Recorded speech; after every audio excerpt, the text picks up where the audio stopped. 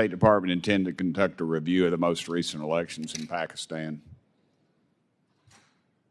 Sir, we have conducted that review, and we have found a number of election irregularities that I've detailed today. Right. What we are undertaking right now is a monitoring of how the democratic institutions of Pakistan will address those irregularities. Well, I would suggest to you that a strong letter is not doing a whole heck of a lot. I would tell you that this country needs to start using its economic might to correct some of these wrongs. These people are being mistreated. I'm not much on bureaucrats. I don't like writing letters. I like delivering it personally, and I think that's something we could do. Did the U.S. ask for former Prime Minister Imran Khan's removal after he visited Russia?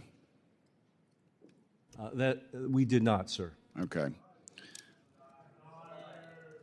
There are people who believe you were involved in the regime change in Pakistan. Can you speak on that?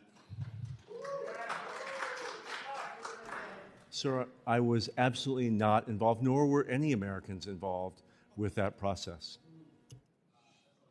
None whatsoever. None whatsoever, sir. Not contractors, not... None. Not one. Okay. In aid to Pakistan being withheld, is aid to Pakistan being withheld because Pakistan refused to vote against the Russian invasion of Ukraine at the United Nations General Assembly? No, sir. All right. I have a little more time left. Do I have any members? I tell you what. Okay. Hang on for a second, Charles. I'm not used to this. All right. Well, I'll end mine then. Representative Schneider from Illinois. Thank you,